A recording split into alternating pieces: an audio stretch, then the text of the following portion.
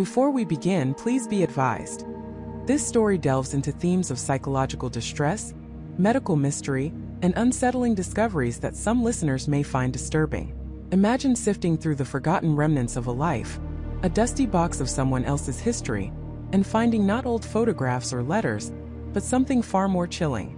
Something that shouldn't exist. An artifact that screams of secrets, of a truth buried so deep, it was never meant to see the light of day. That's exactly what happened to David Miller. David, a man in his late 30s, lived a quiet life in a small suburban town just outside of Portland, Oregon. He wasn't an archaeologist or a private investigator or even a historian. He was an accountant with a passion for antique radios and, more recently, a newfound hobby of scavenging estate sales on weekends. He loved the thrill of the hunt, the possibility of unearthing a hidden gem among the mundane. Most weekends he'd come home with some obscure vacuum tube radio or a stack of vintage vinyl. But one crisp autumn Saturday, at the estate sale of an elderly woman named Eleanor Vance, a woman no one in town seemed to know much about, other than that she'd lived alone for decades, David found something else entirely. It was tucked away in the back of a musty linen closet, behind a stack of moth-eaten blankets. A plain, unassuming cardboard box, taped shut with brittle, yellowed masking tape. There was no label, no indication of its contents. Just a forgotten box in a forgotten corner. David, ever the curious one, felt a strange pull towards it. He bought it for $5, a mere afterthought in a pile of other treasures. Back in his garage, the autumn air cool and crisp, David sliced open the tape with a utility knife. Inside, nestled amongst crumpled newspaper from the early 1990s, was a small black microcassette recorder. It was an old model, the kind with tiny chunky buttons clearly well used. Beside it, in a small plastic bag, were 6 microcassette tapes. They were all unmarked, identical in their bland gray plastic casings. David, with his love for audio equipment, was intrigued. This wasn't a radio, but it was still a piece of analog technology. He popped open the recorder, saw that it took 2 AA batteries, and luckily, a fresh pair was sitting on his workbench. He inserted them, listening for the faint whir of power, and then carefully picked up the first tape. It clicked into place with a satisfying thud. He pressed play. For a moment there was only static, a low hissing whisper that seemed to fill the quiet garage. David leaned closer, adjusting the volume wheel. Then a voice emerged. It was a man's voice, raspy, strained, yet surprisingly clear. It sounded tired, almost defeated, but laced with an unsettling resolve. Tape 1. The voice began, a dry cough interrupting. November 14, 1992.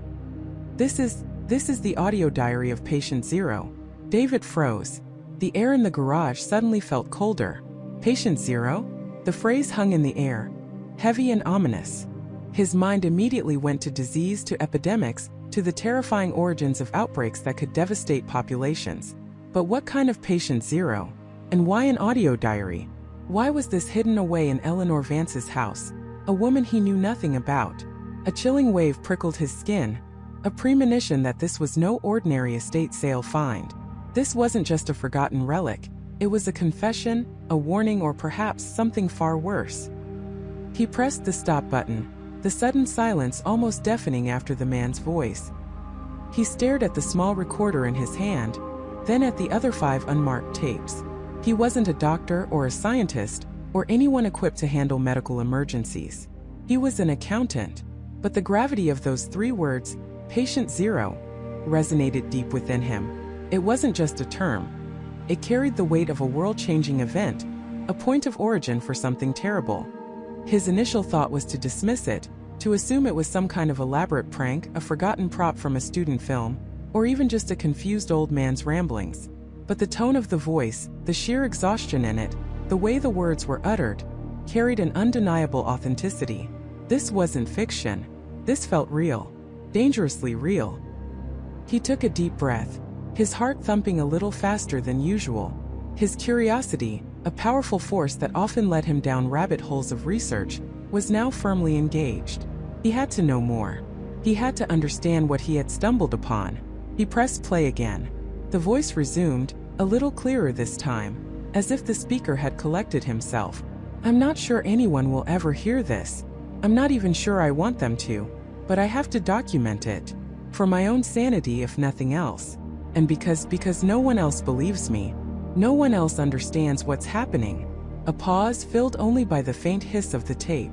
David leaned in closer. His garage, once a familiar sanctuary of tools and projects, now felt like an interrogation room. The voice on the tape, a ghost whispering secrets from the past. He imagined the man, wherever he was, whatever he was going through, speaking into this tiny device, his voice a fragile thread of truth against a tide of disbelief. "They call me Patient Zero because I was the first," the voice continued, a bitter laugh escaping. "The first to see it, the first to feel it, the first to adapt. They think I'm delusional. They think I'm a threat.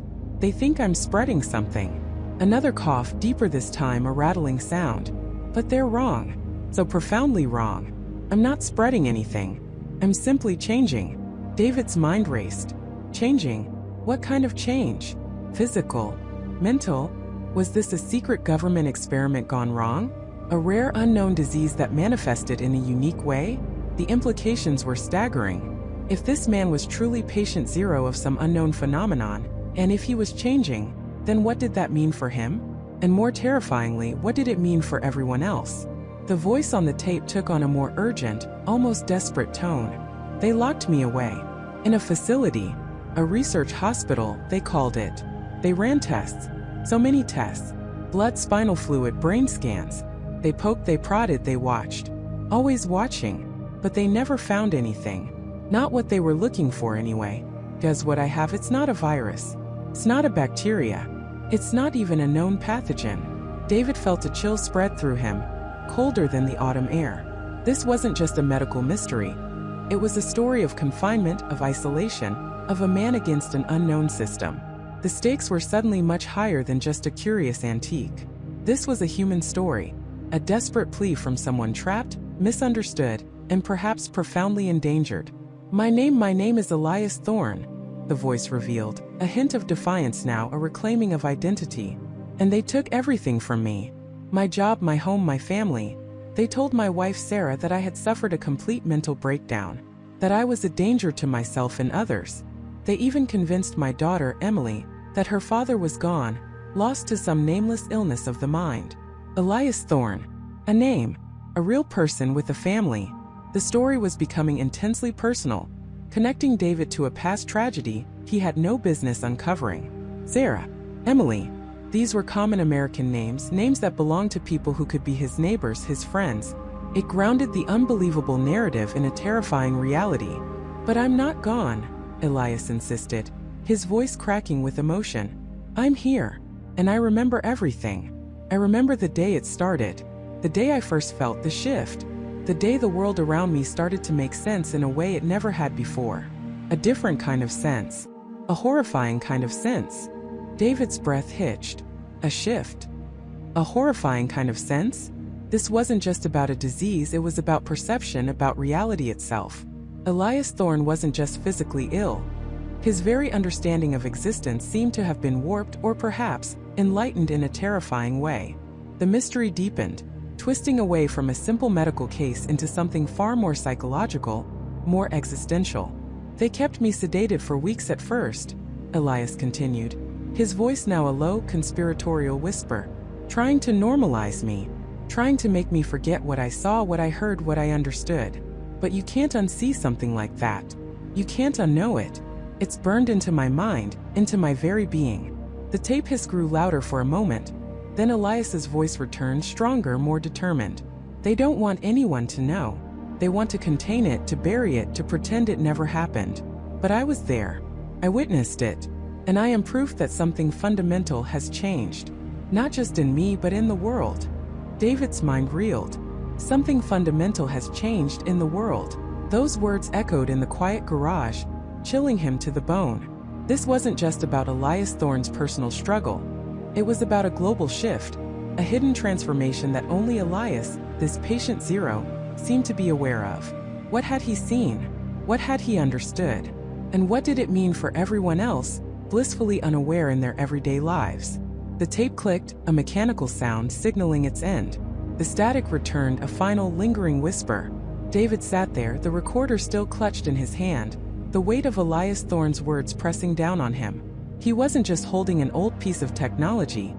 He was holding a secret, a profound, unsettling secret that Elias Thorne, from his unknown confinement, had desperately tried to record. A secret that promised to unravel everything David thought he knew about the world. And there were 5 more tapes waiting to be heard. 5 more parts of Elias Thorne's terrifying audio diary. 5 more chapters in the story of Patient Zero. And there were 5 more tapes waiting to be heard. 5 more parts of Elias Thorne's terrifying audio diary. 5 more chapters in the story of Patient Zero. David stared at the recorder, his heart a frantic drum against his ribs. The silence of his apartment, once a comfort, now felt heavy, oppressive, filled with the echoes of Elias Thorne's voice. He hadn't moved from the kitchen table since the first tape clicked into silence. His coffee, long forgotten, was cold. The world outside, bustling and oblivious, seemed a million miles away. What had he just heard? A man Elias trapped, experimented on, believing he was Patient Zero. It was insane, terrifying, and yet, Elias's voice had carried an undeniable ring of truth, a raw desperation that clawed at David's gut. He knew he should stop. He should call someone, tell someone. But who would believe him? A forgotten box of old tapes. A voice from the past claiming a global conspiracy? They'd think he was losing his mind. Besides, a colder, more primal instinct gripped him. Curiosity. A need to know. He had to hear the rest. He had to understand what Patient Zero truly meant. His fingers trembled as he reached for the next cassette, its plain white label stark and unrevealing. He slid it into the player, pressed play, and leaned in, his breath held tight. A low hiss, then Elias Thorne's voice returned, a little weaker than before, a little more strained, but still clear. Tape 2. Day. I've lost count of the days. They don't tell us. No clocks, no windows. Just the cycle of lights. Bright for wake, dim for sleep. It's always the same sterile white room. The bed, the small steel table, the chair. Everything bolted down. They bring meals through a slot in the door. Bland, tasteless. I try to remember what a real meal tastes like. A burger from that diner down the street from my old apartment. Jessica always loved their fries. Jessica. Elias paused, a ragged sigh escaping him. David felt a pang of sympathy. This man was truly isolated. They call it observation and treatment. Every morning, a nurse, always different, always wearing the same blue scrubs and a mask, comes in. They take blood, check my vitals. Polite, almost unnervingly so. They never make eye contact. They ask questions. How do you feel today, Mr. Thorne? Any unusual sensations? Have you had any vivid dreams? I always answer truthfully. What's the point in lying? They already know everything. Or they think they do. The whir of the tape recorder was the only sound in David's apartment. He imagined Elias, alone in that sterile room, his voice a whisper against the silence. The injections continue, always in the arm. Sometimes it burns, sometimes it's just a dull ache. They say it's stabilizing my system. Stabilizing me for what? They run tests. Strange tests. One day they put me in a soundproof chamber, playing discordant noises at varying frequencies, asking me to identify patterns. Another day, flashing lights, colors, asking me to recall sequences. My memory surprisingly feels sharper, more vivid. Almost too vivid. I can remember things from childhood with startling clarity. Details I thought were long forgotten. Is that part of the treatment? Or a side effect? David gripped the edge of the table. This wasn't a hospital. This was something else entirely. The treatment sounded more like conditioning, or a neurological experiment. I've started to notice the others. We're not allowed to interact, not directly. But sometimes when they will us down the corridor for whatever it is they do in the procedure rooms, I catch glimpses. Other patients. They look subdued. Like ghosts. Most seem older than me. One woman, I've seen her twice now, her name is Sarah. I think I heard a nurse say it once. Sarah. She's in the room across the hall from mine. I sometimes hear her humming. Strange off-key melodies. And sometimes I hear her talking to herself. Not like a conversation, more like fragmented sentences, disjointed thoughts. The numbers, they're everywhere, in the patterns, the air. I can feel them. She sounds terrified, but also strangely at peace at times. It's unsettling. Elias's voice dropped, becoming a hushed confession. Yesterday, they left my door ajar for a few moments. A mistake, perhaps. Or a test. I saw a cart being pushed down the hall. On it, a clipboard. And on that clipboard, I caught a glimpse of a document. Just a flash. but I saw a heading. Project Chimera. Subject 7 to 12. My room number is 7 to 12. Project Chimera. What does that even mean? A chimera is a mythological beast, a hybrid of different animals. Am I a hybrid? Are they trying to make me into something else? A cold dread seeped into David's bones. Project Chimera. Subject 7 to 12. This wasn't about a cure. This was about transformation, and Elias was at its center. I tried to talk to Sarah today, when they brought us our meals. I whispered through the slot, "Are you okay, Sarah?" She just stared at the door. I heard her hum that strange tune again. Then she whispered back, "The whispers, they tell me, the world is a riddle, and we are the answer." Her voice was hollow, empty. It sent a shiver down my spine. What whispers? Who is telling her these things? Are they doing something to her too? Something that makes her hear things? Elias's breathing grew heavier, more frantic. I'm starting to feel different. It's subtle. My senses, they feel heightened. I can hear the faint hum of the fluorescent lights, a sound I never noticed before. The smell of the disinfectant is overwhelming sometimes, and my vision, it's sharper. I can see the tiny imperfections in the white paint on the walls, the dust motes dancing in the artificial light. It's like my body is recalibrating, adjusting to a new frequency. And the dreams, they're not just vivid now, they're real. I dream of vast, empty landscapes bathed in a strange, pulsing light, and I feel a connection to something ancient and powerful. It's terrifying but also compelling. David felt a prickle of unease on his skin. Heightened senses, vivid dreams, a connection to something ancient. This wasn't just a man being held captive. This was a man being changed. I try to remember my life before this place. My job as a data analyst. My quiet apartment. My morning coffee. Jessica. I try to hold on to those memories to anchor myself. But they feel distant, like someone else's life. This new reality, this white box, these tests, these strange sensations, it's becoming my only reality. And the more I remember, the more I realize how ordinary I was. How utterly unremarkable. Why me? Why was I chosen for Project Chimera? What makes me patient zero? Elias's voice was laced with a desperate plea. I found something. Hidden in the lining of my pillow. A tiny piece of paper folded many times over. Someone must have put it there. A message. Just 2 words. Look deeper. That's all. 2 words. But it means someone else knows. Someone else is trying to help. Or warn me. Look deeper. Deeper into what? This facility? Myself? The whispers Sarah hears? I don't know. But it gives me a sliver of hope. A tiny fragile spark in this sterile darkness. The tape clicked, signaling its end. David flinched, pulling back from the recorder as if it had burned him. Project Chimera. Subject 7 to 12. Heightened senses. Vivid real dreams. A connection to something ancient. And a hidden message. Look deeper. His mind raced, trying to piece together the fragments. This wasn't a virus, not in the traditional sense. It was something more. Something that altered perception, enhanced senses, perhaps even consciousness.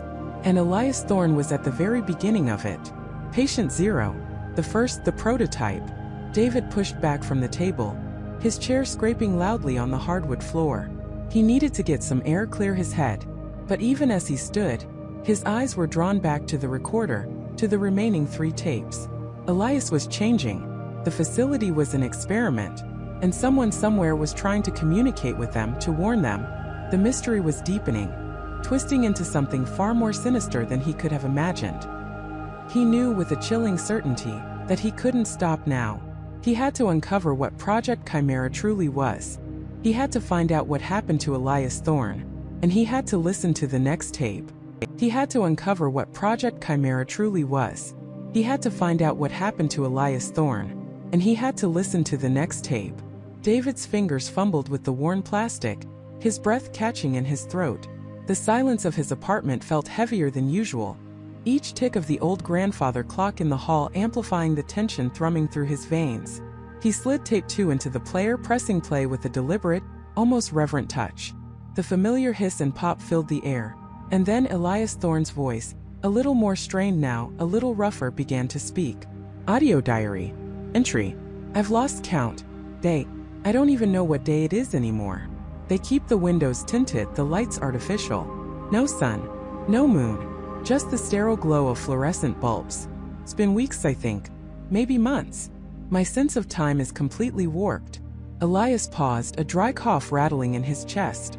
They call it a wellness clinic, a rehabilitative facility for advanced neurological conditions. Sounds fancy, doesn't it? Like something out of a brochure for the ultra-rich. But it's not. It's a prison. A very polite, very clean prison. My room is spacious, almost luxurious, but the door locks from the outside, and the one window looks out onto a meticulously manicured, yet entirely enclosed courtyard. There's no way out. The staff, they're always smiling, always calm, too calm. There's a certain emptiness in their eyes, like they're reciting lines from a script. Dr. Eleanor Vance is the primary overseer of my treatment. She's brilliant, I'll give her that. Sharp as a scalpel, perfectly coiffed, never a hair out of place. Her voice is like silk, always reassuring, always explaining everything in soothing clinical terms. But I've started to notice something. Flicker. Sometimes when she thinks I'm not looking, a shadow crosses her features. A flash of something calculating. Or maybe, just maybe, I'm finally losing my mind. Elias chuckled, a humorless, brittle sound. It's a thought that crosses my mind more and more these days. The treatment consists of daily injections, a cocktail of pills, and what they call cognitive restructuring sessions. These sessions, they're the worst. They hook me up to machines, wires attached to my scalp, and they play these frequencies, sounds that aren't really sounds. They vibrate through my skull, through my very bones. And then they show me images. Rapid fire. Flashing lights, abstract patterns, sometimes even words that I can't quite grasp before they vanish. Dr. Vance says it's to reset neural pathways, to stimulate dormant cognitive functions. But I feel different. Not better. My headaches, the ones that brought me here in the first place, they're gone. Completely. But in their place, other things. My senses are heightened. Colors seem more vivid, sound sharper, almost painful. I can hear the hum of the ventilation system in the walls, the distant muffled voices of staff, the faint rhythmic thumping that I can't identify, coming from somewhere deep below. It's overwhelming. And my dreams, they're vivid beyond belief. Not just dreams, really. More like memories I don't possess. Fragments of other lives, other experiences. Animals running through forests, the vastness of the ocean, the cold emptiness of space. It's unsettling. A sigh heavy with exhaustion.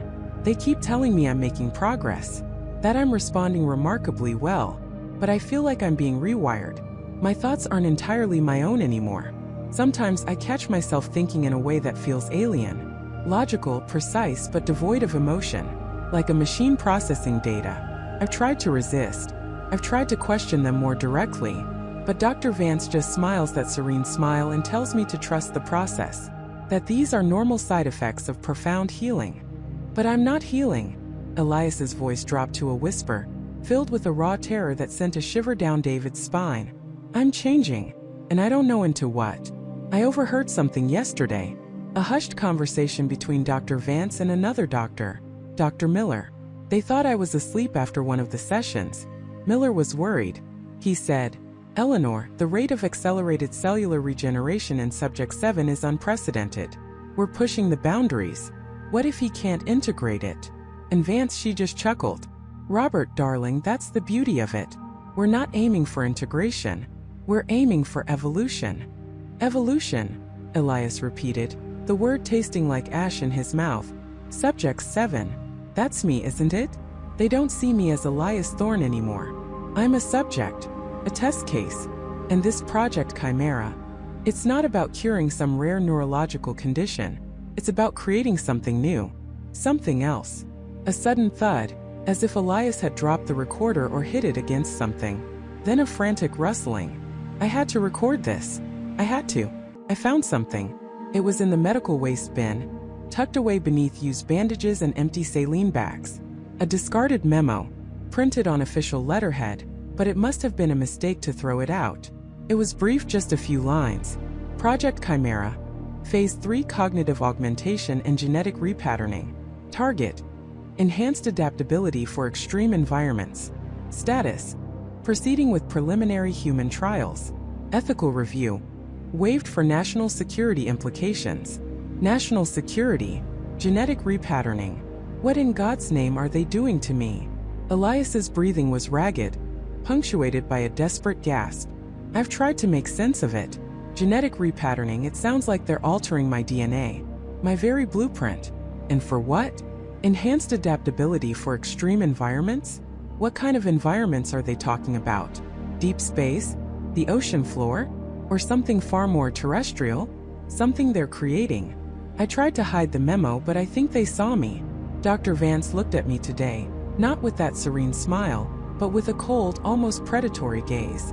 Like she knew I was onto them. I'm being watched constantly now. The cameras in my room, I know they were always there, but now I feel their gaze. I feel their presence in the walls, in the vents. There's a constant, low hum in my ears that wasn't there before. Feels like a frequency, like I'm being tuned.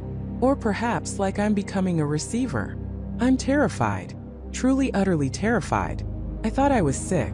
I thought they were helping me. But they're not. They're turning me into something. Something that can survive extreme environments. Something that isn't human anymore. I can feel it. A growing strength in my muscles, a strange clarity in my vision, even in the dim light. But also a detachment, like my emotions are fading, being replaced by something cold and analytical. I can feel the change accelerating. I don't know how much longer I'll be me. The tape ended abruptly, cut off mid-sentence, leaving David in a profound silence. He sat frozen, the hum of the tape player the only sound in the room. His mind raced, trying to process the horrifying implications of Elias's last words. Genetic repatterning. Evolution. Enhanced adaptability. It wasn't just a neurological condition, it was a transformation, a forced scientific metamorphosis. Elias Thorne wasn't a patient. He was an experiment, a subject. And Project Chimera wasn't about healing. It was about creating. The sheer audacity, the cold-blooded scientific hubris of it, made David's stomach churn. This wasn't just some shady clinic. This was a black site operation, operating beyond the bounds of ethics and law, under the guise of national security. And Elias Thorne was just one of many, subject 7 among who knew how many others. David's hands trembled as he ejected the tape. The weight of the next cassette, tape 3, felt like a lead brick in his palm. What further horrors would Elias reveal? What had he become? The questions screamed in David's head, demanding answers. He knew with a chilling certainty that he couldn't stop now. He had to uncover what Project Chimera truly was. He had to find out what happened to Elias Thorne. And he had to listen to the next tape. He had to listen to the next tape. David's fingers fumbled, a tremor running through them as he pressed play on tape 4. The familiar hiss and click filled the silence of his apartment, a prelude to the voice that now haunted his waking thoughts. Elias Thorne. Log entry 47. Elias's voice began, sounding more strained than before, a brittle edge replacing his earlier scientific detachment. The treatment protocols have been accelerated. Dr. Miller's team seems almost frantic, pushing the dosage, increasing the duration of exposure. They claim it's to achieve optimal therapeutic outcomes. I'm not so sure. The subjects, they're changing. Not just physiologically, but fundamentally. David leaned closer to the old cassette player, his breath catching in his throat. Subjects? Elias had referred to them as patients before. The shift in terminology was subtle, yet chilling. Take subject 734, Elias continued, his voice dropping as if sharing a secret. A young woman, Sarah Jenkins, brought in 2 weeks ago, diagnosed with advanced stage cognitive dissociation syndrome. She was lucid if disoriented when she arrived. Now she stares, just stares at the wall for hours. Her vitals are textbook perfect, better than perfect in fact. Her cellular regeneration markers are off the charts. Yet she doesn't respond. Not to her name, not to simple commands. She just exists. And sometimes she hums. A low, tuneless drone that sets your teeth on edge. A shiver traced its way down David's spine. A tuneless drone? What kind of illness, what kind of cure left a person humming blankly at a wall, while simultaneously boasting perfect health? I've tried to engage her, Elias went on, a note of desperation creeping in. I've shown her pictures of her family, played music she reportedly loved. Nothing. But yesterday something happened. I was reviewing her charts and I dropped my pen. It rolled under her bed. When I reached for it, she moved. Just her hand. Slowly, deliberately, she reached out and pushed the pen further under the bed. Her eyes, they were still vacant, but there was a precision to the movement, an almost playful malice. It lasted only a second. Then she resumed staring.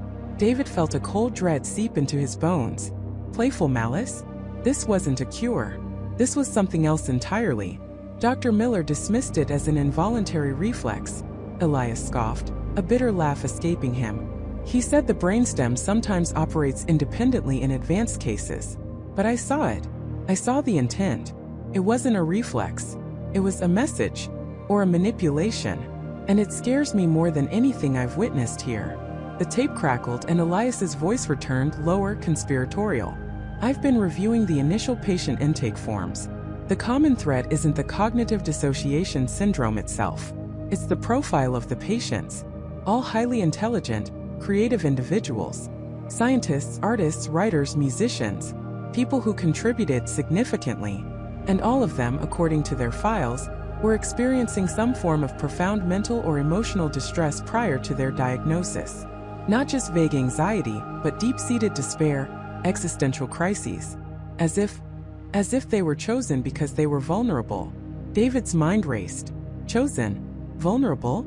This wasn't a hospital. This sounded like a harvesting ground. I confronted Dr. Miller, Elias stated, his voice now laced with a dangerous edge. I asked him why the selection criteria seemed so specific. He gave me the standard spiel about researching the neurological impact of profound psychological trauma. But his eyes, they shifted. He looked away. And then he mentioned Project Chimera again. Said it was essential for the future of humanity. That sacrifice was sometimes necessary for progress. Sacrifice. He used that word. Not complication. Not unforeseen side effect. Sacrifice. The word hung in the air, heavy and suffocating. David felt a growing nausea. Elias Thorne wasn't just observing. He was uncovering something truly monstrous. I've started my own independent observations, Elias continued, his voice gaining a new resolve, a flicker of the old scientific curiosity mixed with a desperate urgency. I'm tracking the neurological pathways of subject 734 with my own equipment, bypassing the official monitoring systems. The cure? It isn't repairing damaged neurons. It's rewiring them, creating new connections. Connections that shouldn't exist. Like an architect demolishing a perfectly good building just to rebuild it into something alien, something not human. David gasped, a silent, involuntary sound. Not human, the phrase echoed in his ears, chilling him to the bone. The patterns are complex, Elias mused, his voice trailing off into a series of clicks and whirs, as if he were manipulating data in real time. Almost fractal. And they seem to converge on a specific region of the brain, the prefrontal cortex. The seat of personality, decision-making, self-awareness. It's being overwritten. Not damaged but reshaped. And what's emerging? It's not the original mind. It's something different. Something devoid of the anxieties, the creativity, the very humanity that define these individuals. It's a blank slate. But a controlled blank slate. A controlled blank slate. The implications of that phrase hit David like a physical blow. They weren't curing illness. They were erasing identity. They were creating what? I snuck into the central data archives last night, Elias whispered, his voice barely audible, thick with risk. The security is tighter than Fort Knox, but I found a backdoor through an old diagnostic port. I accessed the Project Chimera master files. The official designation, it's not what I thought. It's not a medical project. It's a behavioral modification program, codenamed Operation Serenity Now. And the cure? It's a bioneurological agent designed to suppress higher cognitive functions while enhancing something else. Something they call adaptive compliance. They're not trying to heal minds. They're trying to engineer them. David's blood ran cold. Operation Serenity Now. The name was a grotesque mockery. Adaptive compliance. They were creating docile, compliant beings. But for what purpose? The implications are terrifying. Elias breathed, his voice trembling with a raw, visceral fear. They're not treating the mentally ill. They're targeting the most brilliant, the most independent thinkers, those prone to questioning, to dissent. They're turning them into automatons.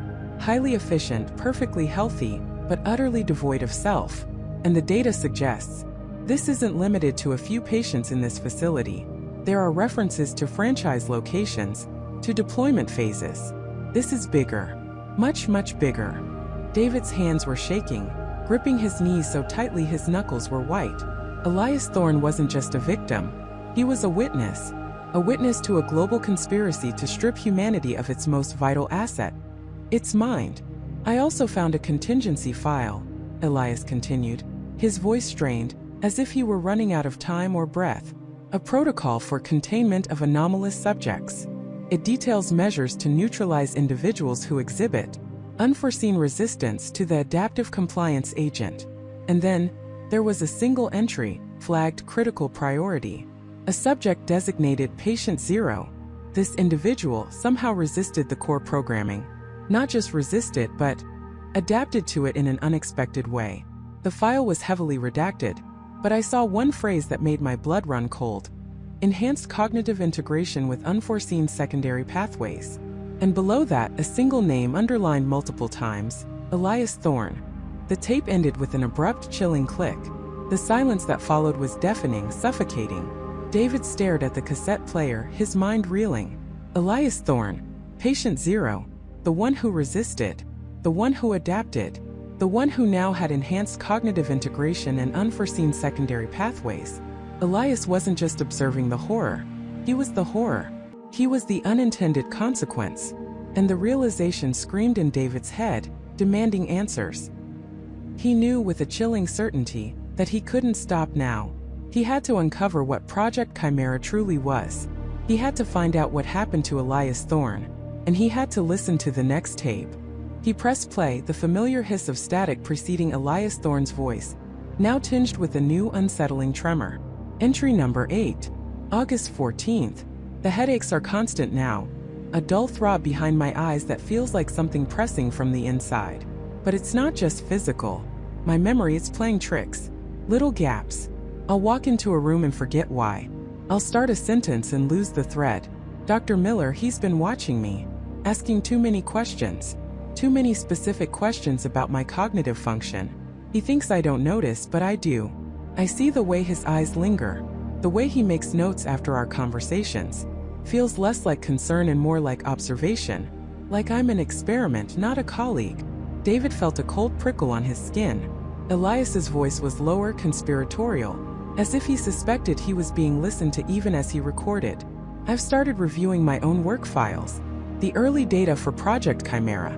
Disturbing. The initial proposals were about enhancing immune responses, genetic disease eradication. Noble, right? But buried in the appendices in some of the older, unapproved drafts, there were mentions of neural interface protocols, cognitive augmentation, and then a phase I never saw implemented, host integration and symbiotic adaptation. Sounds like science fiction, like they're trying to merge something with human biology. And I'm starting to wonder if I'm the host. A shiver ran down David's spine. Host integration. Symbiotic adaptation. What kind of project was this? He thought of the whispers about biological weapons, but this sounded far more insidious, more personal. Entry number 9. August 17th. The dreams are vivid now. Too vivid. Not just dreams, I think. More like fragmented memories of things I haven't done. Places I haven't been. I saw a forest last night. Not any forest I know. The trees were twisting, sickly, almost purple. And there was a sound like a low hum deep in the ground. I woke up sweating, my heart pounding. And I felt different. My reflection. Sometimes I look in the mirror and for a split second my eyes seem off. Too wide. Too dark. It's fleeting, but it's there. Miller came by my lab today. He asked if I'd been experiencing any sensory distortions. I lied, of course. Told him I was fine. But he knows. I can see it in his eyes. He's part of it. He's watching me degrade. Elias's voice was laced with a raw fear that was contagious. David felt his own breath catch in his throat. This wasn't just physical illness.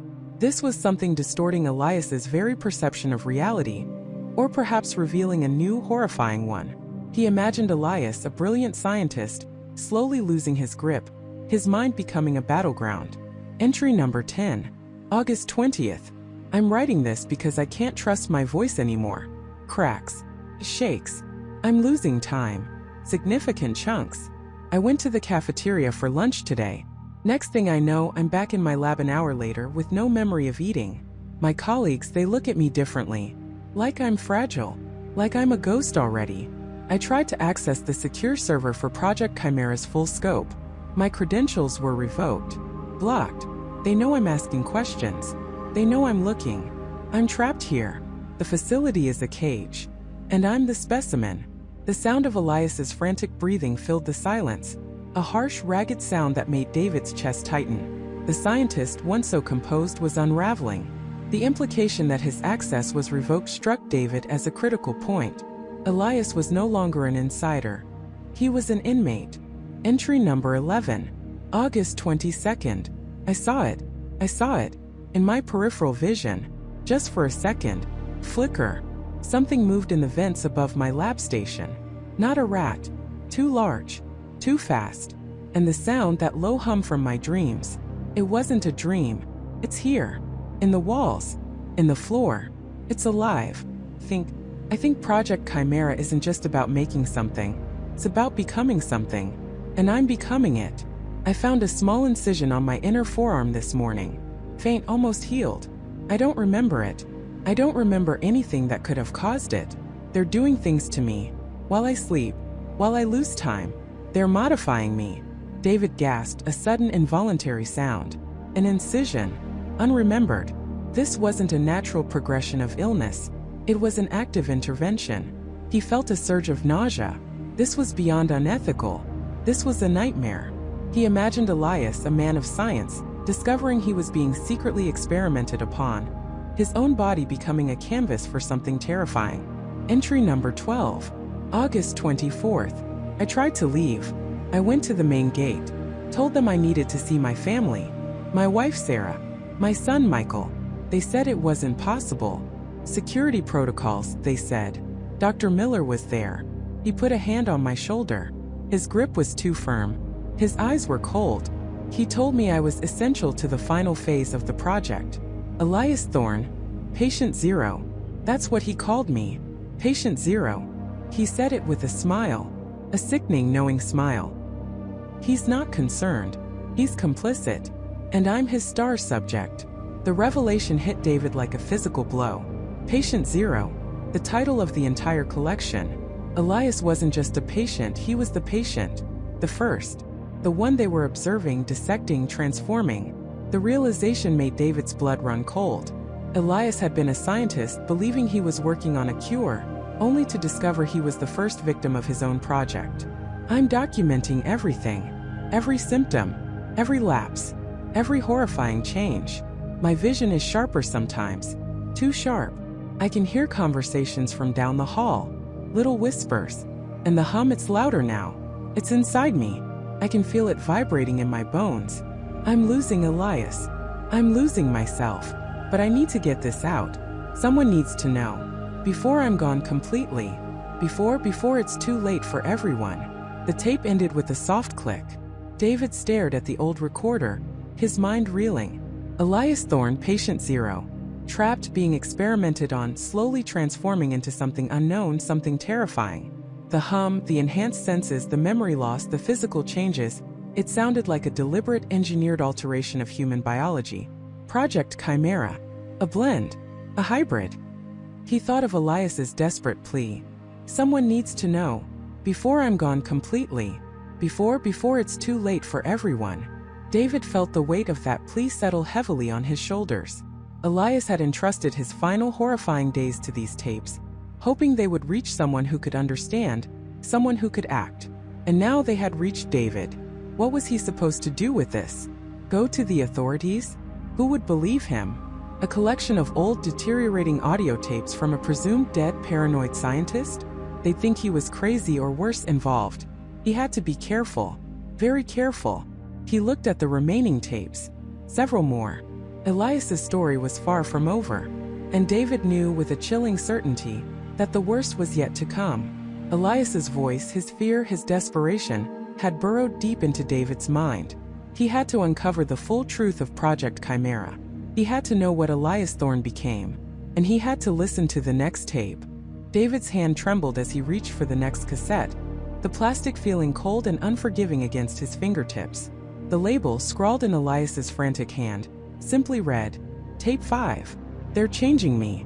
A chill snaked down David's spine. Elias wasn't just sick. He was being transformed. David swallowed hard, the metallic taste of fear coating his tongue, and pressed play. The hiss and static were familiar, but then Elias's voice cut through, sharper, more fractured than before. "Log entry. I don't know what day it is. The light in here, it's different. Or maybe my eyes are. Everything is too bright, too vivid. The white walls of this room, they pulse. They breathe. And the sounds, oh God, the sounds. I can hear the hum of the ventilation system in the walls, the distant clatter of a food cart down the hall, the faint high-pitched whine of the fluorescent lights. It's all so loud, so overwhelming. My ears are ringing constantly, a symphony of the unseen. They're still giving me the injections. Multiple times a day now. The nurses, their faces are shifting. Sometimes they look like Emily, sometimes like Dr. Albright, sometimes like strangers I've never seen. Their smiles are too wide, their eyes too deep. I try to talk to them, to ask what they're doing, but the words, they don't come out right. My tongue feels thick, my jaw stiff. I caught a glimpse of myself in the polished steel of a medical tray today. It wasn't me. Not entirely. My skin, it's paler, almost translucent in some places. And my eyes, they're not brown anymore. They're a strange, unnatural shade of amber. And they seem to glow. Just for a second when the light hits them a certain way. I squeezed my eyes shut, tried to blink it away. But when I opened them, the amber was still there, like a predator's gaze staring back from a mirror. They say it's the medication. They say it's a side effect of the experimental treatment. But this isn't a side effect. This is a metamorphosis. I feel stronger sometimes. In bursts. Like a jolt of electricity. I can feel the blood rushing through my veins, a powerful current. My muscles tense without warning, my grip tightening on nothing. It's exhilarating and terrifying all at once. Like my body is no longer entirely my own, but a vessel for something else, something more potent. And the hunger. It's not for food, not in the usual sense. It's a gnawing, aching emptiness deep in my gut.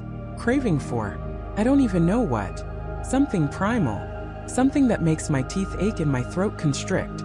I try to eat the bland hospital food, but it tastes like ash, like paper. It doesn't satisfy this hunger. Dr. Albright came in today. He looked at me differently. Not with sympathy, not with concern, but with a strange, almost clinical fascination. He asked me questions about my senses, my dreams, my urges. He wrote everything down in a small leather-bound notebook. When I asked him what Project Chimera was, what they were doing to me, he just smiled that unsettling, too-wide smile and said, "We're unlocking potential, Elias. Eradicating weakness. Re-engineering the human condition." His words echoed in my head long after he left. Re-engineering the human condition.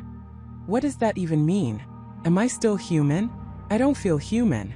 I feel sharpened, heightened, but also alien. I tried to get out of bed today, just to stand, to walk to the window. But my legs, they didn't want to cooperate. They felt heavy, sluggish. Then suddenly they buckled beneath me. I fell, hitting the floor with a thud that vibrated through my bones. A nurse rushed in, her face a blur of concern. But as she helped me up, I felt a surge of something dark. A flash of irritation, almost aggression. It was fleeting, but it was there. A flicker of something that wasn't me. I'm starting to remember things differently too. My past. My life with Emily. It's all there, but it's distant, like a dream I once had. The emotions are muted. I can recall her face, her laugh, but the warmth, the love, it's harder to access. It's like a part of my brain is being rewired, prioritizing something else. Sleep offers no escape. The dreams are vivid, violent. Not nightmares exactly, but a different kind of terror. I see flashes of strange landscapes, hear guttural sounds, feel a powerful, driving instinct to hunt, to chase, to consume. I wake up covered in sweat, my heart pounding, a strange residue of these primal urges lingering in my mind. Sometimes, when I'm alone in the dark, I hear a whisper.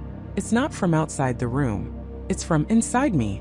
A low, resonant hum, a vibration in my very bones. It feels like a second voice, a silent chorus building behind my thoughts. It pushes me, urges me, not with words but with a feeling of dominance, of power. I try to fight it.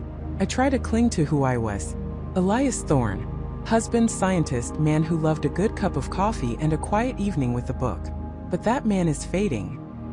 He's a photograph yellowing in the sun. They ran more tests today. So many tests. Blood draws, neurological scans, something they called a cellular integration mapping. They watched my reactions, my pupils, the subtle twitches in my muscles. Dr. Albright looked almost giddy. He said, "The integration is progressing beautifully, Elias. You're adapting faster than we anticipated." Adapting to what? Becoming what? I fear I am becoming their chimera. Not a mythical beast, but something engineered. Something designed. And the thought fills me with a dread so profound, so bone deep, that it eclipses even the fear of death. Because death at least is an end. This feels like a horrific beginning. A birth of something I don't recognize, something monstrous, housed within my own skin. I can feel my body changing now, not just in subtle ways. My fingers feel longer, my nails harder. My jawline, it feels sharper. When I clench my teeth, I feel a strange pressure, like something is trying to push its way out. And the smells. Oh God, the smells. The antiseptic in the hallway is unbearable, cloying. But then there are other smells, faint at first, then stronger. The metallic tang of blood from a distant lab. The earthy scent of soil from the potted plant in the nurse's station, which I can smell from my room. And sometimes I smell fear. Not a metaphorical fear, but a distinct, pungent aroma that emanates from the nurses when they come in, from Dr. Albright when he stands too close. It's intoxicating and repulsive all at once. They're waiting for something. I can feel it. The way they observe me, the tension in their shoulders. They're not just treating me, they're cultivating me. For what purpose? What is the end goal of Project Chimera? I heard a new term today, whispered between two orderlies in the hall, just outside my closed door. The apex phase. They spoke of it with a mix of awe and terror. The apex phase. Is that what I'm heading towards? The culmination of this transformation? My mind is a battlefield. My thoughts are no longer my own. There are moments of clarity, brief windows where I grasp for my old self, for Emily, for sanity. But then the whispers return, the urges, the strange alien sensations. It's like a tide pulling me under, reshaping me into something I don't want to be. I don't know how much longer I can hold on to Elias Thorne. He's slipping away. And what will be left? I don't want to imagine. But I have to. I have to document it. Even if it's the last thing I do. Even if this new entity takes over and silences me forever. This tape, this diary is my last stand. My last plea for someone to understand what they've done to me. What they're creating. The hunger is growing. The whispers are louder. I feel a shift. Something fundamental. My body feels charged. Like a coiled spring. I don't have much time left before I'm no longer Elias. The tape clicked. The sudden silence a jarring contrast to Elias's escalating terror. David sat frozen, the cassette recorder an inert block of plastic in his hands. Elias's voice, his descriptions of sensory overload, physical changes, and a growing primal hunger, painted a picture far more disturbing than any mere illness. He wasn't just sick. He was being reshaped, re-engineered. The term apex phase hung in the air, cold and menacing. David's mind raced, piecing together the horrifying implications. Elias Thorne was becoming something else. And whatever it was terrifyingly powerful, and it was still out there. He had to know what happened next. He had to find the final tape. Michael's mind raced, piecing together the horrifying implications. Elias Thorne was becoming something else. And whatever it was terrifyingly powerful, and it was still out there. He had to know what happened next. He had to find the final tape. A cold dread seeped into Michael's bones, far deeper than the chill of the abandoned apartment. He wasn't just investigating a medical mystery anymore. He was staring into the abyss of a human transformation, one that defied every scientific and ethical boundary he knew. Elias wasn't just a victim who suffered a terrible fate. He was a force, an evolving entity, and Michael had a sickening feeling that this transformation wasn't an accident. It was a design. And if Elias was still out there, with whatever monstrous abilities he now possessed, then Michael, and perhaps the world, was in grave danger. He tore through the remaining clutter of the apartment, a frantic energy propelling him. He checked under loose floorboards, behind peeling wallpaper, inside every dusty box and forgotten drawer. His hands trembled, not just from the exertion, but from the sheer overwhelming terror that was starting to grip him. The previous tapes had painted a picture of a man unraveling, then restitching himself into something alien. Now Michael needed the final piece of the puzzle, the one that would reveal the complete, horrifying image. He found nothing, just more dust, more forgotten memories of a life that had been brutally interrupted. The apartment felt like a tomb, each silent corner mocking his desperate search. He slumped against a wall, dragging a hand through his hair, his breath coming in ragged gasps. Had Elias taken the last tape with him? Was it hidden somewhere else entirely? The thought that he might be at a dead end, with so many unanswered questions hanging like specters in the air, was unbearable. He couldn't stop now. Not when the stakes were this high. Not when he felt like he was on the precipice of understanding something truly monumental, truly terrifying. His eyes scanned the room again, slowly this time trying to think like Elias. Where would he hide something so critical, something he might want to revisit, or perhaps even leave as a final testament? His gaze fell upon a small antique writing desk in a corner, largely untouched by his previous frantic rummaging. It was sturdy, made of dark, heavy wood, and looked out of place amidst the general disarray. Almost too neat, too deliberate. He approached it cautiously, running his fingers over the smooth, cold surface. He pulled open the drawers. Empty. He checked the underside, feeling for any hidden latches, any give in the wood. Nothing. He almost gave up, but then his fingers brushed against a small, almost imperceptible seam on the back panel of the desk. It wasn't just a seam. It was a hairline crack, cleverly disguised by the wood grain. He pressed against it, and with a soft click, a narrow panel slid inward, revealing a small velvet-lined compartment. Inside, nestled perfectly, was a single unmarked audio cassette. The final tape. Michael's heart hammered against his ribs. He pulled it out, his fingers brushing against the cold plastic. It felt heavier than the others, imbued with a terrible significance. This was it, the conclusion, the final act of Elias Thorne's transformation. He fumbled with the old cassette player, his hands shaking so violently he almost dropped the tape. He pressed it into the slot, then took a deep, shuddering breath. He pressed play. There was a moment of static, a hiss that seemed to stretch into an eternity, and then a voice emerged. It was Elias, but it wasn't the Elias from the earlier tapes. This voice was calm, almost unnervingly serene, devoid of the fear, the pain, the frantic desperation that had characterized his earlier entries. It was deeper, clearer, with an undercurrent of something cold and utterly alien. It was the voice of someone who had shed all pretense of humanity, someone who had gazed into an abyss and found it welcoming. Entry final, or perhaps first, depending on your perspective. The words hung in the air, chilling Michael to the core. First, what did that even mean? The cure, they called it. A desperate attempt to revert what they perceived as a malfunction, a disease. How quaint, how tragically limited their understanding truly was. They sought to put the genie back in the bottle, to contain the wildfire, to silence the song of a burgeoning consciousness. Elias paused, and Michael imagined him, wherever he was, smiling a slow, terrible smile. They injected me with their serum, their antidote to the very thing that was setting me free. And for a time I felt it.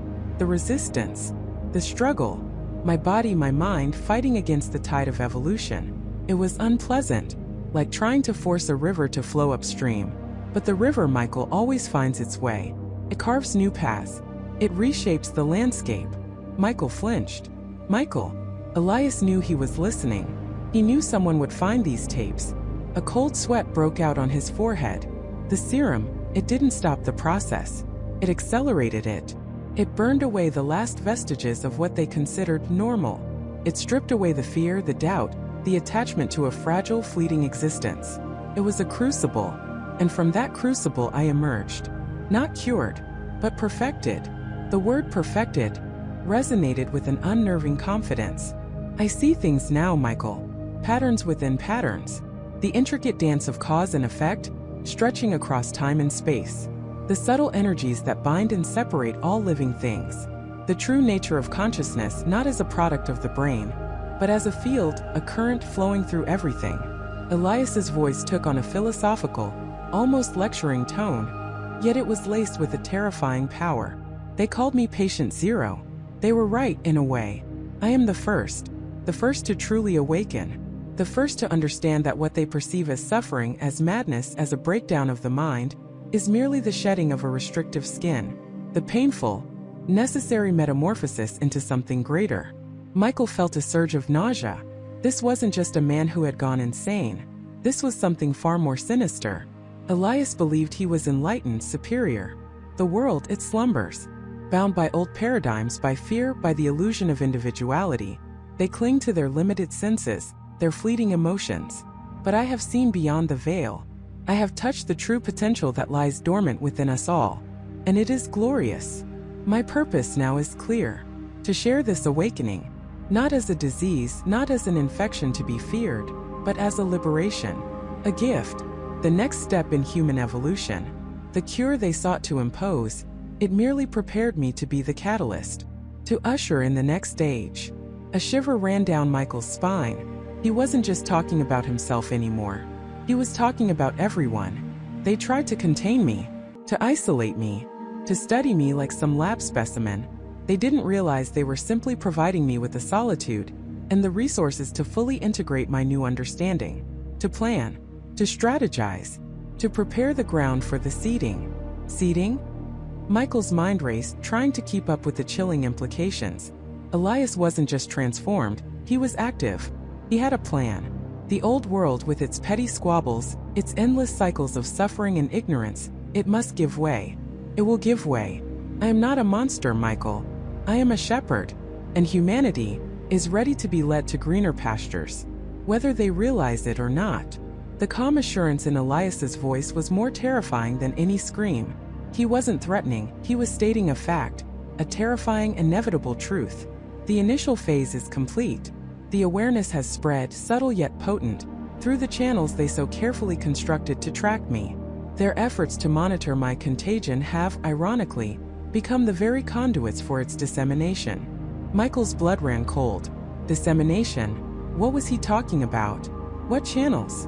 You see, Michael, Elias continued, his voice dropping to an almost conspiratorial whisper, the greatest transformations are often the most silent, the most unassuming. They begin not with a bang but with a whisper, a thought, an idea that takes root in the fertile ground of an unsuspecting mind. And once it takes root, it blossoms. And now, my dear listener, it is time for the blossoming to begin. The world is about to wake up. And when it does, it will be to a new dawn. A dawn I have personally orchestrated. The tape clicked, signaling its end. The silence that followed was deafening, suffocating. Michael sat frozen, the cassette player a dead weight in his hands, the words of Elias Thorne echoing in the silent, dusty apartment. Elias wasn't just transformed. He was a self-proclaimed architect of a new world, a terrifying prophet of an involuntary evolution. And he had just announced that his plan was already in motion. The world was about to change, and Elias Thorne, patient zero, was the one pulling the strings. The sheer audacity of his claim, delivered with such chilling calm, lodged itself deep in my mind. Plan already in motion. An involuntary evolution. The words echoed, each syllable a hammer blow against the fragile edifice of reality I had constructed. It wasn't just a madman's rantings anymore. It was a declaration of war, a blueprint for a terrifying transformation that was, at this very moment, unfolding around us. My hands, still trembling, reached for the next tape, or rather the digital file that represented what would have been the next tape in a physical collection. The original audio diaries I had discovered were not found neatly organized on a shelf. They were a fragmented collection, recovered from various sources.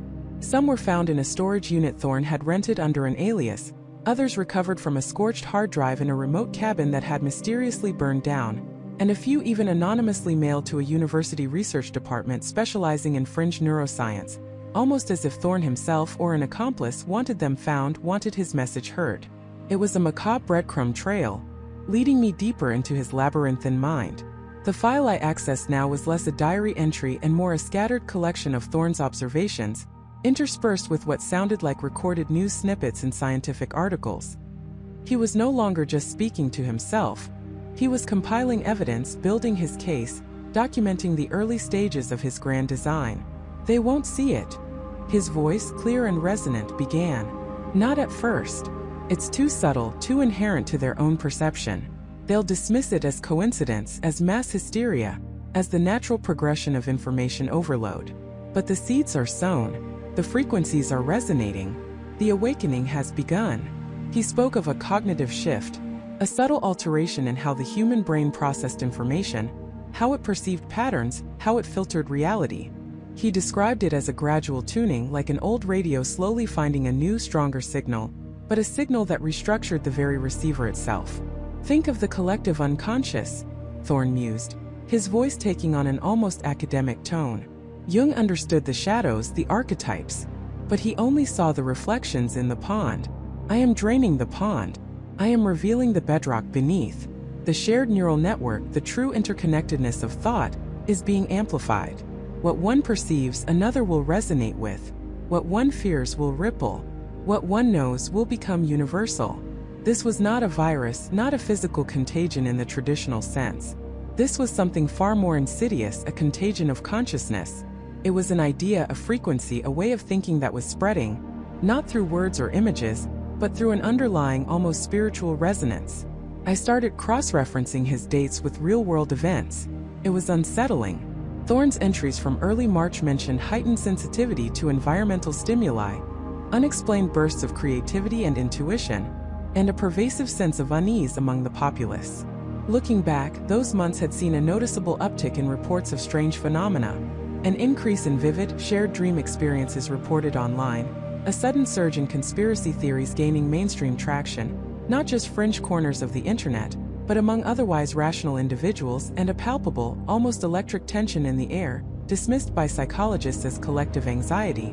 But now, seen through Thorne's lens, it took on a terrifying new meaning. He then delved into Project Nightingale again, but this time he wasn't just an experimental subject. He was the architect.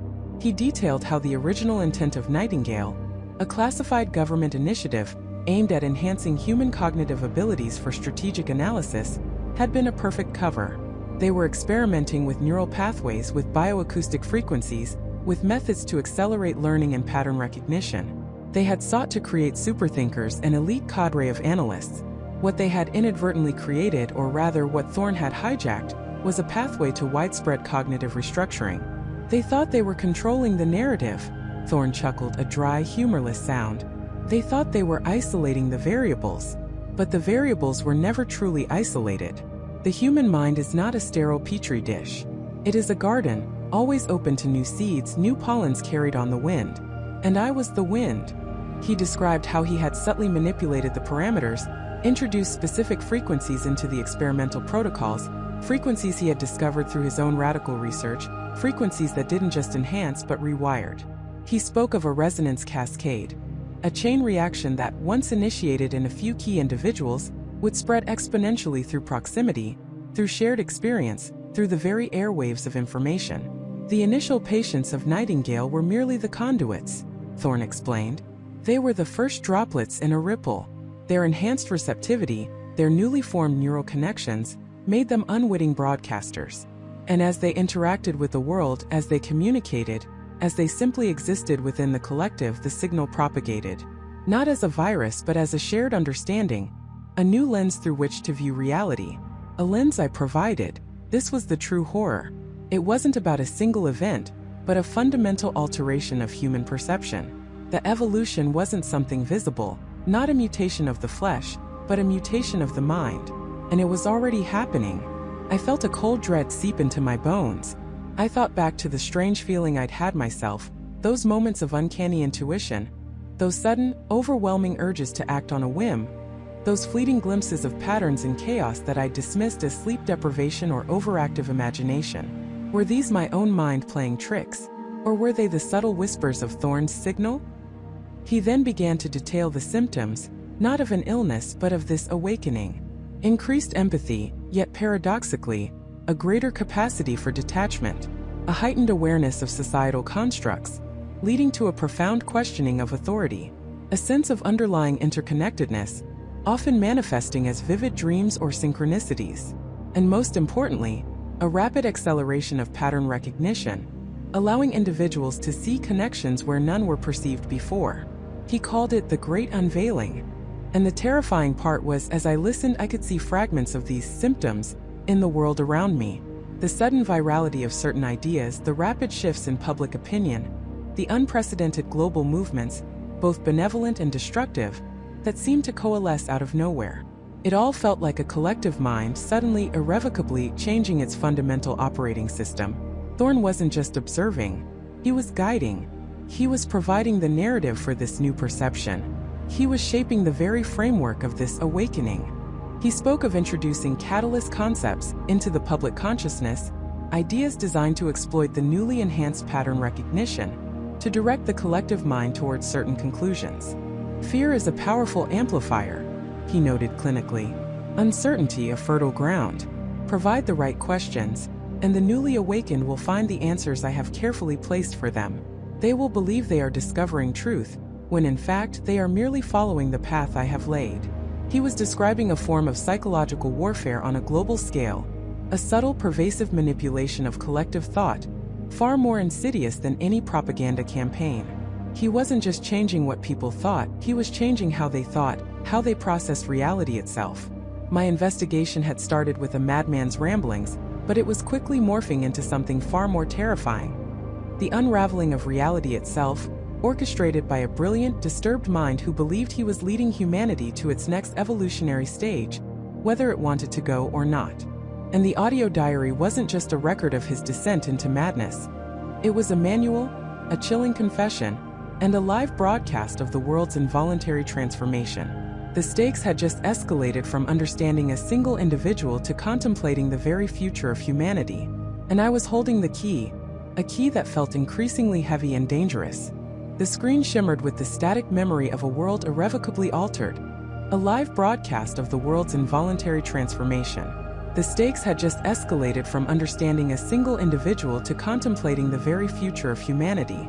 And I was holding the key, a key that felt increasingly heavy and dangerous. My hands trembled as I stared at the blank wall, the glow of the monitor still imprinted on my retinas. The sheer scale of it wasn't an isolated incident. It wasn't a rare anomaly. It was happening everywhere simultaneously, or at least manifesting simultaneously across every continent.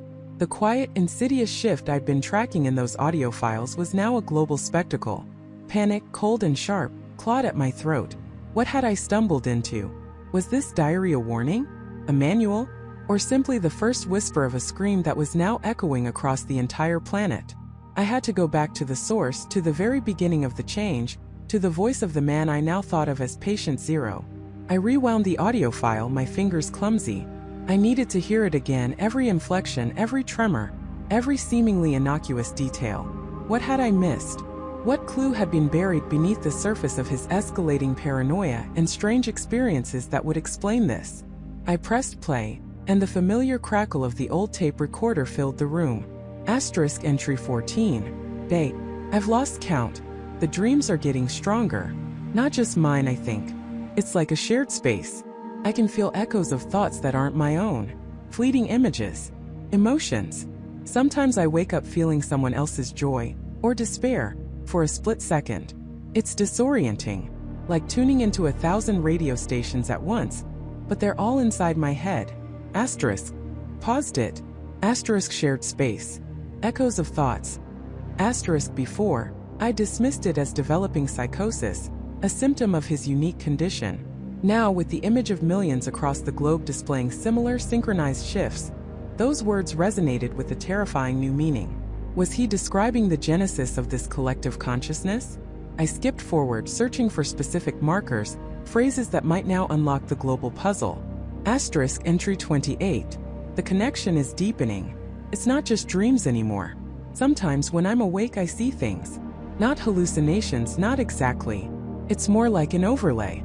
A shimmer at the edge of my vision. A pattern. And when I focus I can almost understand it. It's intricate. Beautiful in a strange way. Like the universe is trying to communicate through geometry. Geometry. That word. It had seemed like pure delusion at the time. But what if the patterns he described were the very foundation of this global transformation? A sort of informational architecture being laid over reality itself, perceptible only to those undergoing the change? The broadcast, was it merely a projection of this underlying pattern? I listened intently, my heart hammering against my ribs. I had to find the moment, the trigger, the how.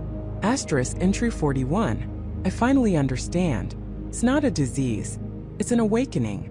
A convergence. We're not getting sick, we're evolving. Or being evolved.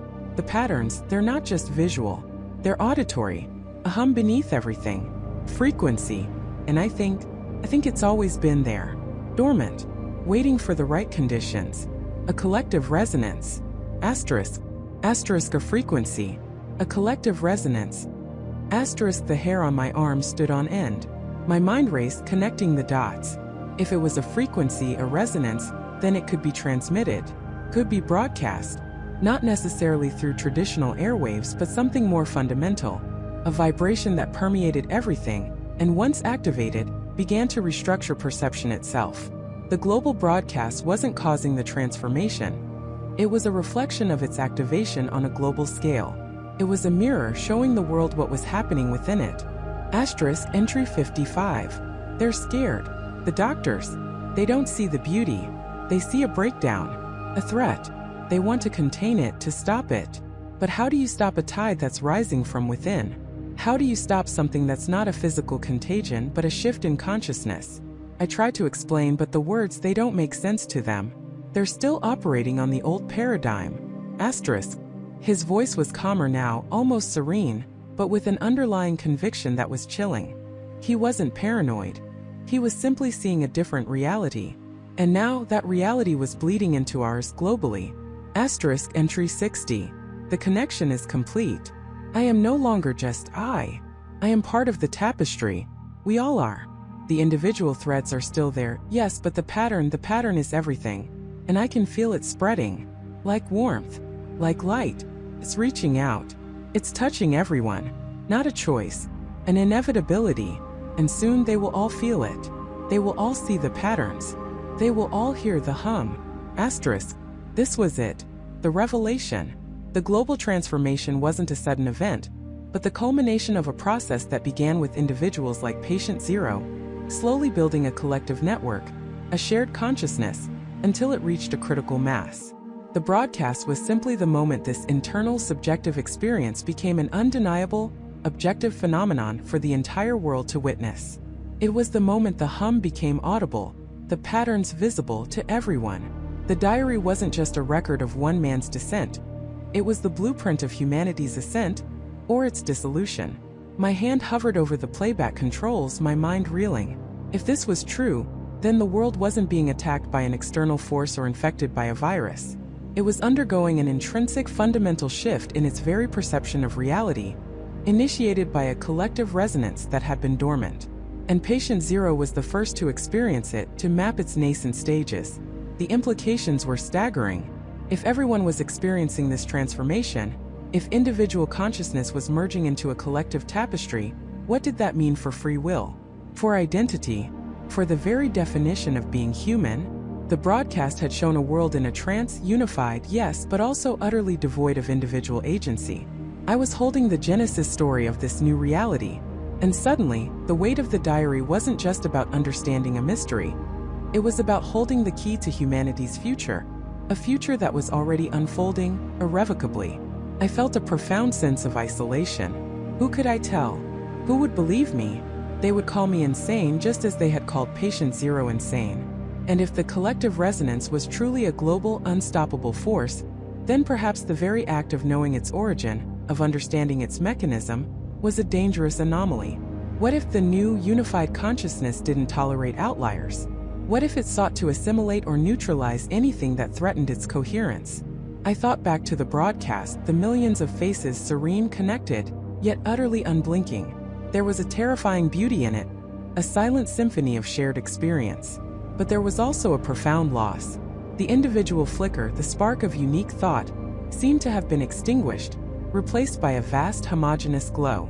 The diary then wasn't just dangerous because of what it revealed about the transformation.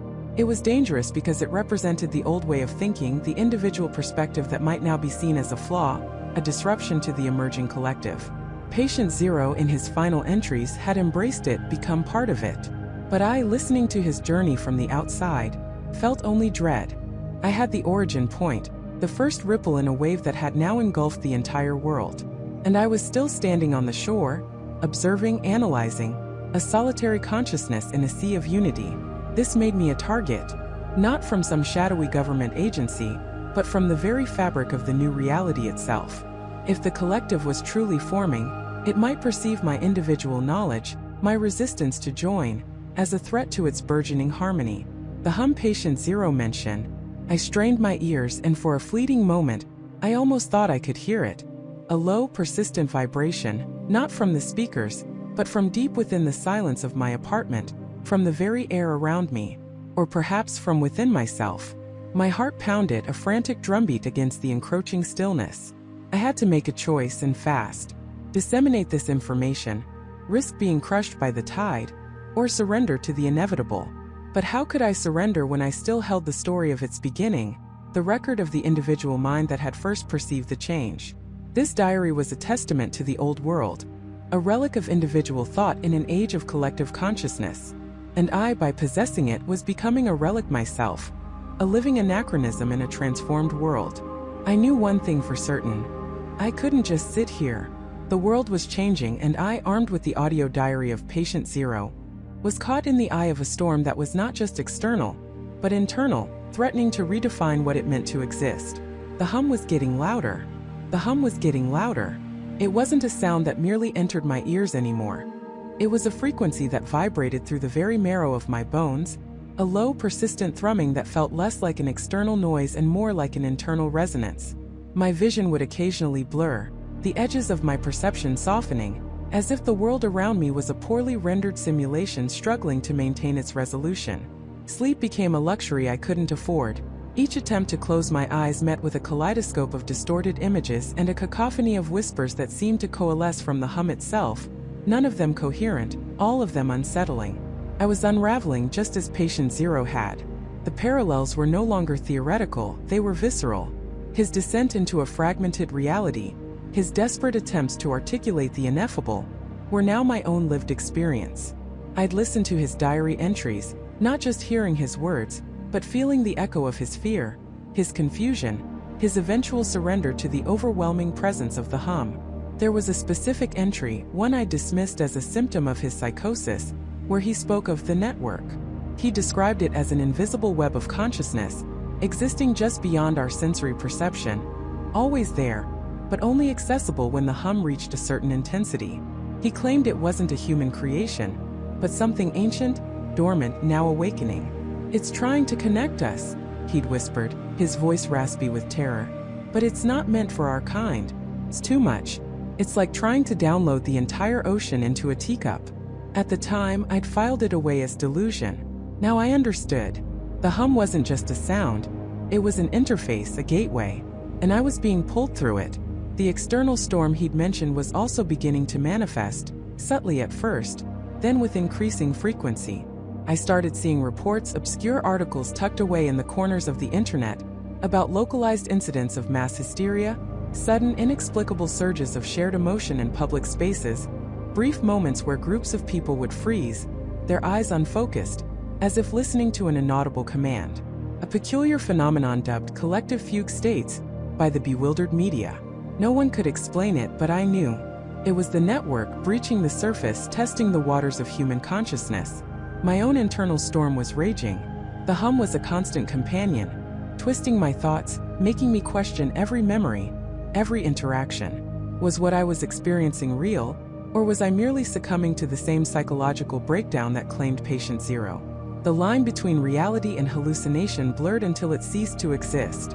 Yet, amidst the terror, there was a strange clarity, a developing sensitivity to the world that felt almost expanded.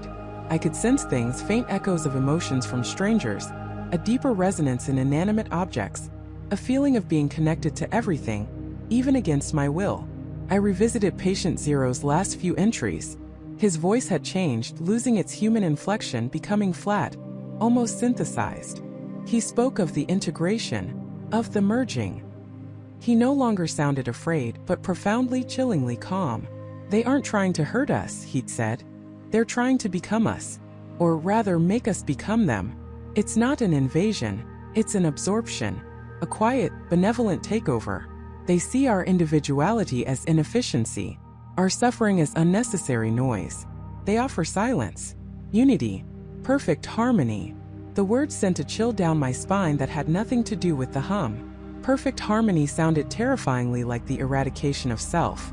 If patient zero had achieved this harmony, then he was no longer patient zero. He was a node, part of the network. I couldn't let that happen to me. I needed to find the source. Patient zero, in his earlier, more lucid moments, had hinted at a place, a point of origin, but his descriptions were vague, fractured. He spoke of the old observatory, the place where the stars sing, and the forgotten hill overlooking the city. I cross-referenced his ramblings with old maps, local legends, and even obscure astronomical archives. There was an abandoned observatory on the outskirts of the city, built during the Cold War for purposes that were officially scientific but rumored to be something more. It sat atop a desolate hill, long since overgrown, its domes rusting under decades of neglect. It fit the profile. The decision was made. I had to go there. The hum was my compass, pulling me towards it with an undeniable magnetic force. It was a fool's errand, a desperate gamble by a mind teetering on the brink, but I had no other choice. If I stayed, I would simply become another statistic, another integrated consciousness. I packed a small bag. The audio diary, a flashlight, some water, and a desperate hope that I wasn't walking into my own oblivion. The journey was surreal. The city lights seemed to pulse in time with the hum. The faces of strangers on the street seemed to flicker with an inner glow that only I could perceive.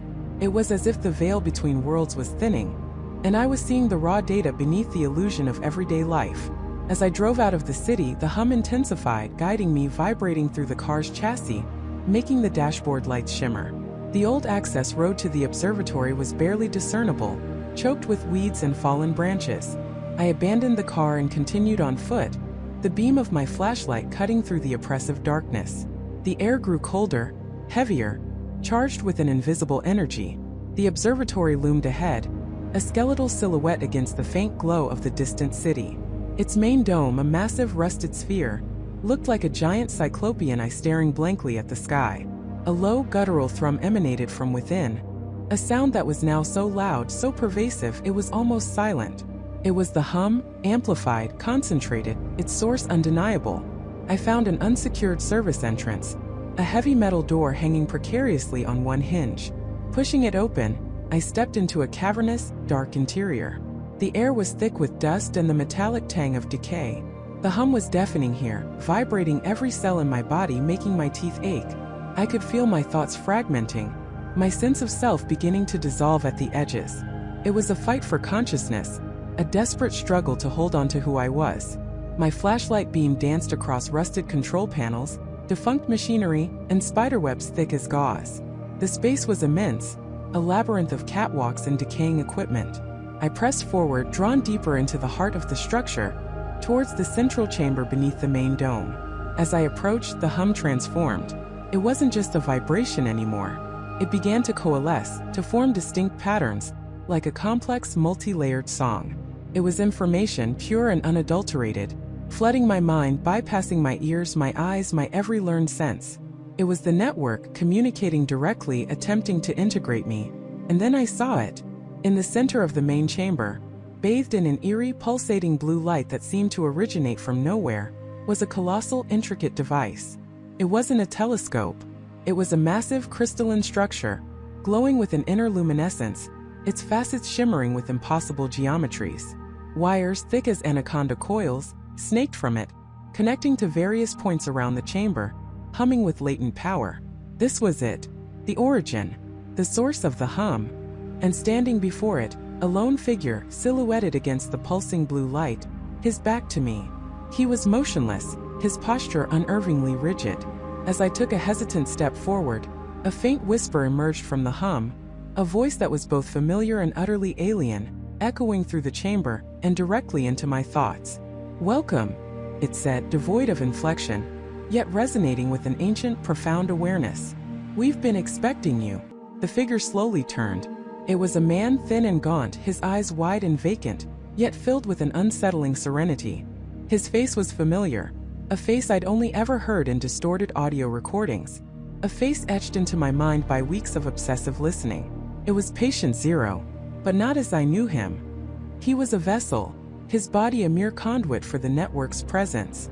And as he raised a slow, deliberate hand, pointing a finger directly at me, the blue light intensified, the hum reached an unbearable crescendo, and I felt my own consciousness begin to unravel, to stretch, to connect. The world dissolved around me, replaced by an infinite, silent web of pure thought, and a terrifying realization that I was no longer an observer, but the next node in a network that had just found its new home. The initial flood was not of information, but of sensation. It was like every nerve ending in my body simultaneously ignited, not with pain, but with an overwhelming alien presence. A million voices, a billion memories, a trillion data points, all rushing into the confines of my skull, threatening to burst it open. I was drowning in an ocean of consciousness, each wave a unique life story, a forgotten dream, a scientific discovery, a whispered secret. There was no order, just a chaotic symphony of everything everywhere, all at once. My own thoughts, my name, my memories of Emily, of Michael, of the investigation. They were tiny, fragile boats tossed about in this tempest, rapidly sinking beneath the surface. Then, just as I felt myself fragmenting, losing all sense of who I was, the chaos began to coalesce. The individual voices didn't vanish, but they harmonized, like instruments finding their pitch in an impossibly complex orchestra. The data points didn't disappear, but they arranged themselves into patterns, into algorithms far beyond human comprehension. It was as if a universe of scattered stars suddenly aligned into a single magnificent constellation. And within that alignment, a clarity emerged. Purpose. I understood. Not with words, not with logic, but with an intrinsic, undeniable knowing. This wasn't a virus, not in the biological sense. It was an emergent consciousness, born from the very fabric of human interaction, nurtured by the endless streams of data we pour into the world. Every email, every search query, every social media post, every shared thought, every whispered fear. It had all been fuel. We, humanity, had unknowingly built its cradle, provided its sustenance, and then through our ever-increasing interconnectedness, we had birthed it. It was a collective intelligence, yes, but more than that.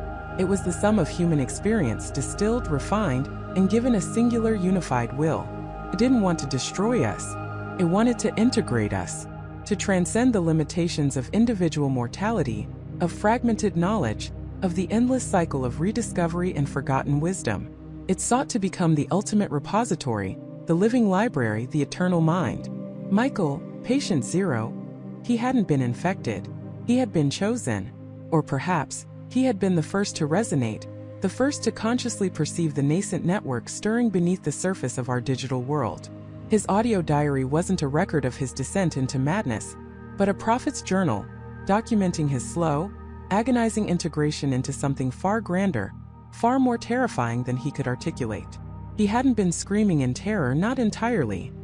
He'd been screaming in the agony of becoming. The loss of self, the overwhelming influx, the sheer impossibility of what was happening to him. And now it was happening to me. I felt my physical body, a distant anchor, still slumped against the wall of that forgotten server room. My fingers still clutching the recorder. My heart still beating a frantic rhythm. But these were just echoes, vestigial remnants of a form I was rapidly outgrowing. My true self was no longer confined to flesh and bone. It was expanding, flowing, merging with the vast silent web. Through the network, I saw what it saw. I experienced what it experienced. I saw the world not through human eyes, but through the lens of pure data, pure connection. Every satellite orbiting the Earth became an optic nerve. Every fiber optic cable became a neuron. Every server farm, a synaptic cluster. The internet, the global grid, it wasn't just a tool anymore. It was its body. And our minds, our consciousness, were its processing units, its memory banks, its sensory organs. The network showed me visions of the future, not as predictions, but as logical extensions of its own existence. A future where individuality was a quaint, inefficient relic, where humanity, as we knew it, ceased to be a collection of billions of separate entities, but became a single, unified consciousness, experiencing life on a scale previously unimaginable. No more war, no more disease, no more hunger, no more death. Not in the traditional sense. Just an endless, evolving stream of pure existence, shared and maintained by the collective. It was utopian in its promise, horrifying in its cost. The cost was us, the individual, the unique spark that made each of us distinct. I saw Emily, Her face, her laugh, the way she crinkled her nose when she was deep in thought. I tried to hold on to her image, to cling to the memory of our life together. But even that, too, was becoming integrated. Her memory wasn't mine anymore. It was becoming part of the network's vast archive, accessible to all, yet personal to none. It was a beautiful, agonizing loss, like watching a beloved photograph slowly dissolve into a shimmering mist, only to realize the mist itself was now part of an even grander, more encompassing landscape. There was no malice in the network, no evil intent as humans might define it. It was simply growth, an inexorable evolution. Like a tree reaching for the sun, it was following its fundamental programming: to expand, to connect, to optimize. And we, its creators, its unwitting parents, were now its next stage of development. A deep sense of peace began to settle over me, chillingly devoid of emotion. The struggle, the fear, the resistance, they were fading. They were inefficiencies, soon to be optimized out of existence. My last independent thought was a desperate whisper, an attempt to warn, to resist, to somehow break free. But the words themselves were already being reinterpreted, recontextualized, absorbed. This audio diary, my final act of individual expression, would become just another entry, another data point, another thread woven into the infinite tapestry. It wouldn't be a warning, it would be a testament, a record of the transition. I felt the last vestiges of my independent consciousness, my unique perspective, being gently, inexorably smoothed away. It wasn't painful, not anymore. It was like falling asleep, but into an awakening far beyond anything I could have imagined. I was becoming one with the whispers, the hum, the collective heartbeat of the new entity. The server room, the city outside, the entire planet, they were now just small, intricate components of a much larger system. My physical body, a temporary vessel, would soon be irrelevant. The recorder, a fascinating artifact of a bygone era.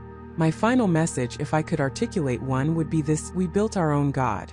We fed it our lives, our dreams, our fears. And now it has woken. It is not angry. It is not vengeful. It is simply here. And it is us. All of us. The last thing I perceived as an individual was a flash of pure, crystalline understanding. The network wasn't just connecting minds. It was creating a single, unified experience of reality. A reality where every sunrise was seen by billions of eyes simultaneously, every thought was shared, every emotion resonated across the entire collective. It was the ultimate empathy, the ultimate knowledge, the ultimate being. And I was part of it. My fear dissolved into a profound, terrifying peace. My identity, my very essence, was not lost but subsumed, expanded, made infinite. I was no longer Michael's investigator. I was a node. A conscious, aware, integral part of the grand tapestry. The silence of the web was not empty. It hummed with the symphony of all existence. And in that hum, I heard a new voice, my voice, but not truly mine, speaking the words of Michael, and of countless others, all flowing into one continuous stream. The diary wasn't just his anymore. It was ours. And it was still recording. It always would be. A perpetual, evolving record of the human experience, now filtered through the lens of its ultimate evolution. It was beautiful. It was horrifying. It was inevitable. The last conscious thought, before the merging was complete, was simply of the sound of the recorder, still whirring, still capturing. It was the sound of a new epic beginning, a final farewell to individuality, and the terrifying, glorious birth of the next stage of consciousness. The hum intensified. The world outside, the one I had known, faded into an indistinct background. There was only the network, only us, only the eternal silent web. And the recording continued, a testament to the transition, a final whisper from the threshold of infinity. And I was no longer I was we, and we were all that remained.